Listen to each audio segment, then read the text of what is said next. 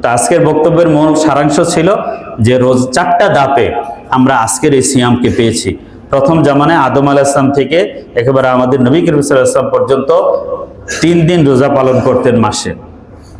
রাসূল সাল্লাল্লাহু আলাইহি ওয়াসাল্লাম এবং সাহাবায়ে কিরাম দ্বিতীয় ধাপে প্রথম হিজরিতে আশুরার রোজা ফরজ হিসাবে পালন করেছেন। দ্বিতীয় হিজরি থেকে রোজা ফরজ নাজিল হয়, তবে ওই সময় একটা সুযোগ ছিল, ধনীরা ফিদিয়া দিয়ে রোজা না রেখেও পার পাওয়ার সুযোগ ছিল।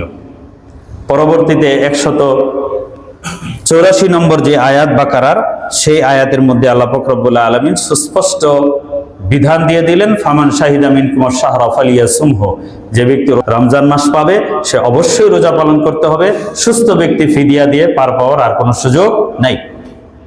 তারপরও কি নিয়ম ছিল যে রাতের বেলা ঘুমাইলে আর খাওয়া যাবে না, সেহরি পর্যন্ত খাওয়ার ছিল না। সেই বিধানটা অ্যামেন্ডমেন্ট করে আল্লাহ পাক রব্বুল আলামিন কি বললেন, ফালআনা বাশিরুহুন্না ওয়াবতাগু মা কাতাবাল্লাহু লাকুম ওয়াকুলু ওয়াশরাবু হাত্তা ইয়াতাবায়্যানা লাকুমুল খাইতুল আবয়াদু মিনাল খাইতিল আসওয়াদি মিনাল ফাজর। এই বিধান নাজিল হলো সুম্মা আতিম্মুস সিয়ামা ইলাল লাইল।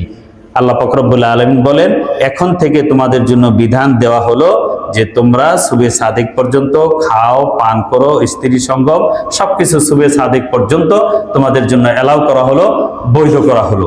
আমরা এই সিয়াম পেলাম।